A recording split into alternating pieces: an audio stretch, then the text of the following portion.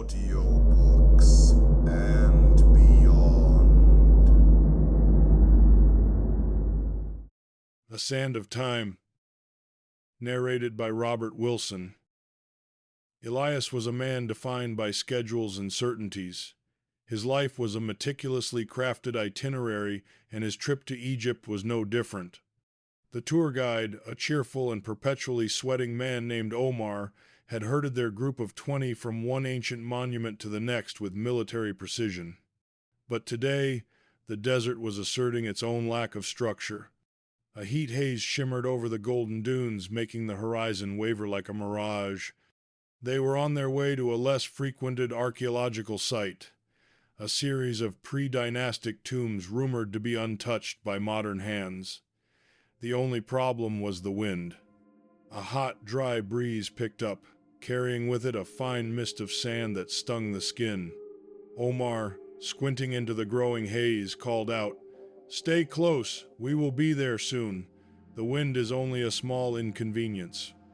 Elias, however, had let his attention drift. A small, dark glint in the sand had caught his eye, something a little too perfect, a little too geometric to be a natural rock. He knelt, brushing away the top layer of grit with his fingers.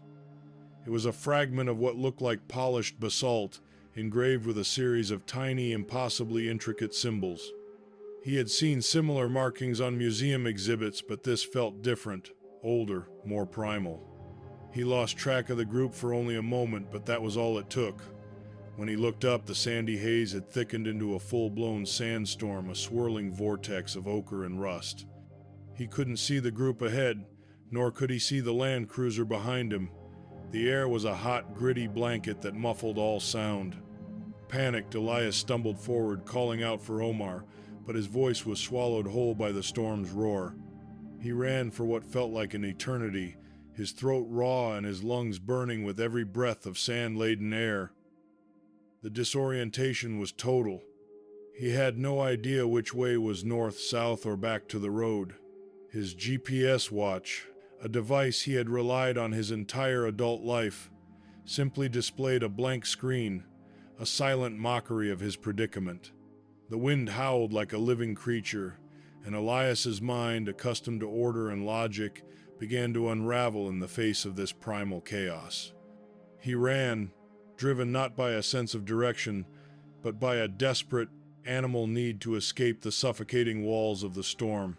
Finally, the wind began to die down, the grit-filled air thinning until he could see again, and what he saw brought with it a wave of profound relief.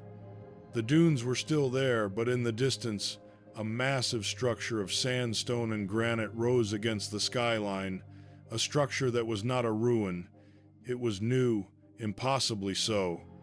His mind, struggling to comprehend, settled on the most logical explanation. He must have stumbled upon a new, elaborate tourist attraction, a living history theme park. This must be the untouched site Omar had mentioned, but on a grander, more theatrical scale than he had ever imagined. He walked toward a nearby cluster of rocks, looking for the main entrance or a gift shop. What he found instead were people. They were not dressed in the modern light clothing of the tourists or the local guides. Their clothes were simple linen tunics, and their heads were shaved or wrapped in striped headdresses. They carried clay jars and bundles of reeds. "This is incredible," Elias whispered to himself, a wide smile spreading across his face. "The level of detail is amazing." He waved, trying to catch their attention, a tourist looking for a ride back to the real world. "Excuse me?" he called out. "This show is fantastic, but I'm lost. My tour group." The people stopped.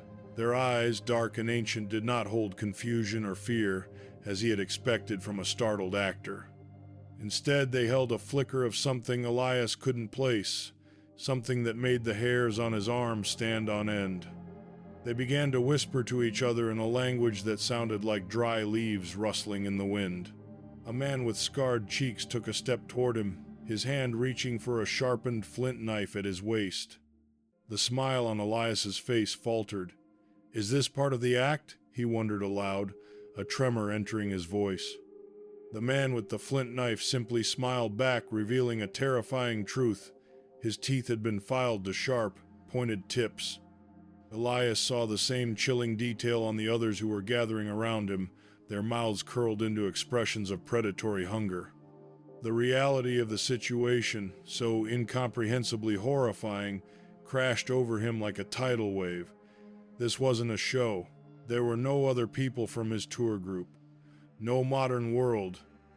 He was in ancient Egypt, and he wasn't an audience member. He was a meal. Panic surged through Elias. He turned and ran, not back toward the empty desert he had come from, but toward the colossal new monument in the distance. The shouts behind him grew louder, followed by the slap of sandaled feet against the earth. He didn't understand the language, but the intent was clear in the predatory eagerness of their cries. He scrambled over dunes, his legs screaming with every step, his lungs burning.